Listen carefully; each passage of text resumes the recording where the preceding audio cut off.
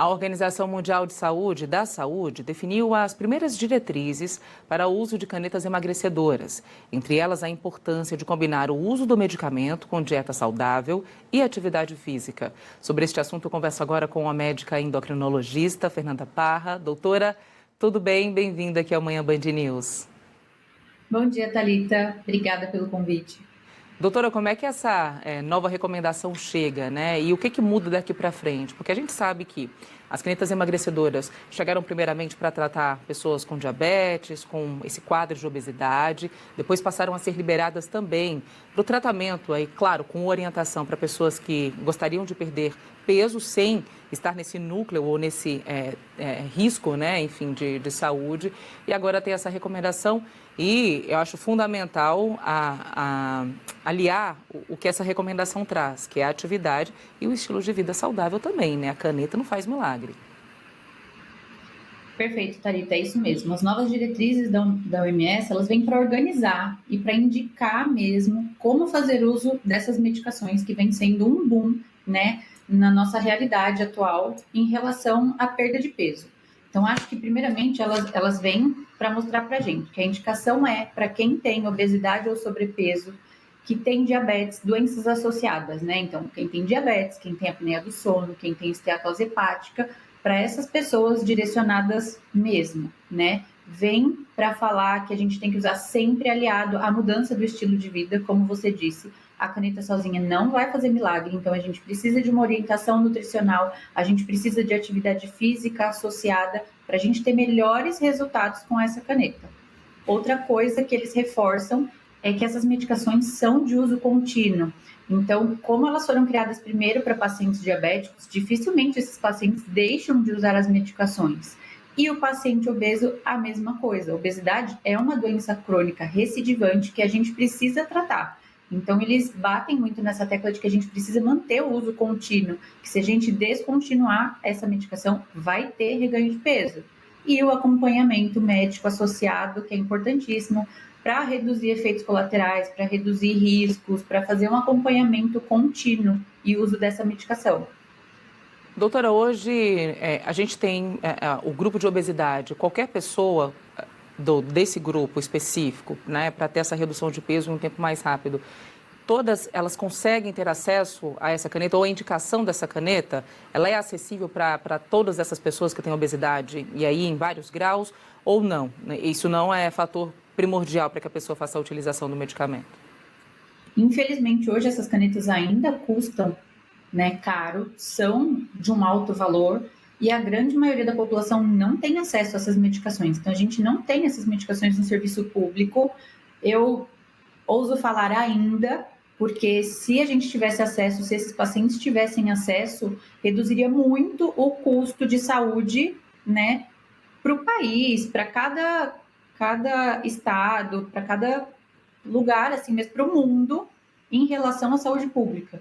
Então, a gente tem um número muito grande de pessoas que morrem em decorrência de complicações da obesidade, seja por diabetes, por hipertensão, por aumento de infartos, aumento de risco cardiovascular, de AVC, que se a gente tivesse acesso no serviço público, isso reduziria muito.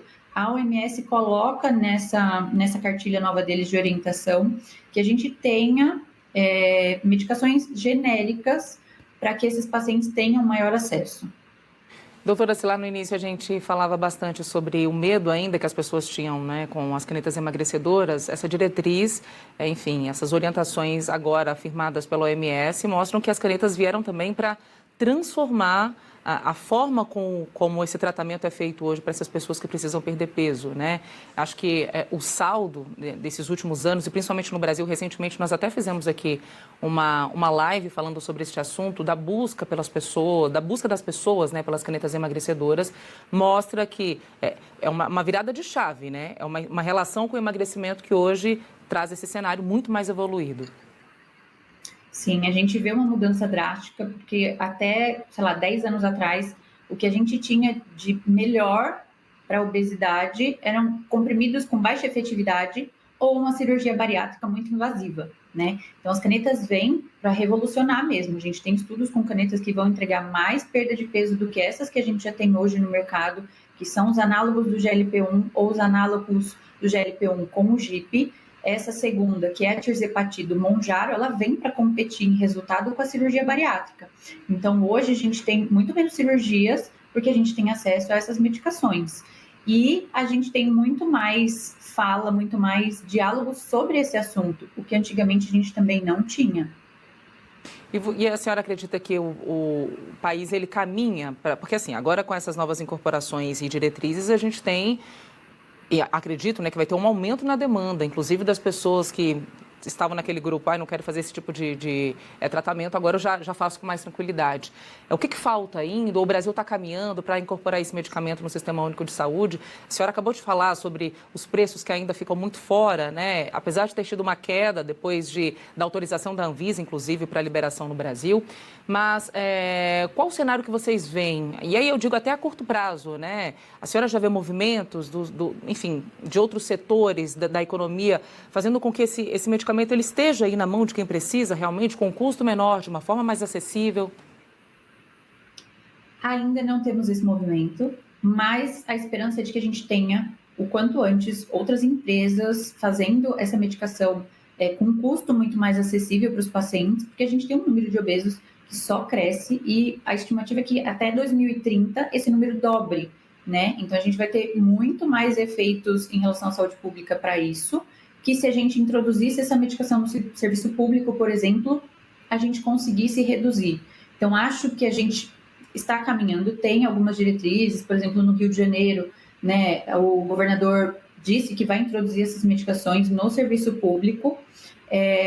A gente espera que todos os estados façam isso, mas ainda não é uma realidade para a gente. Mas essas diretrizes vêm para garantir que são medicações extremamente seguras, que são medicações extremamente eficazes e que podem mudar esse quadro geral que a gente tem de obesidade no mundo, né?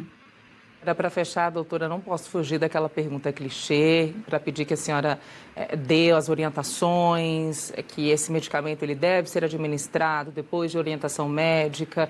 Não dá para ficar nessa busca acelerada pelo emagrecimento sem ter uma orientação, porque os resultados, em muitos casos, podem não ser aqueles procurados no momento de adquirir essa caneta, hein, doutora? Exato, a gente fala bastante sobre orientação e acompanhamento médico, Thalita, principalmente para ver se esse paciente tem indicação, se ele pode mesmo usar, então a gente pede exames para ver se tudo isso está em ordem para a gente usar.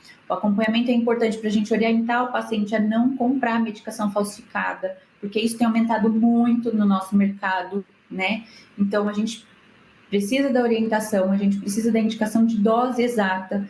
E o acompanhamento médico, a gente vai falar sobre alimentação, sobre manter massa muscular, que é muito importante, sobre fazer atividade física, orientar de fato esse paciente a ter segurança para usar essa medicação, para não sair usando por conta própria, para não sair comprando falsificado, para não usar com outro profissional da saúde que não tem capacitação como médico para indicar essas medicações. É extremamente importante. Perfeito, doutora Fernanda, muito obrigada pela tua participação, mais uma vez gentilmente aqui atendendo a Band News, e até uma próxima por aqui. Eu que agradeço, Thalita.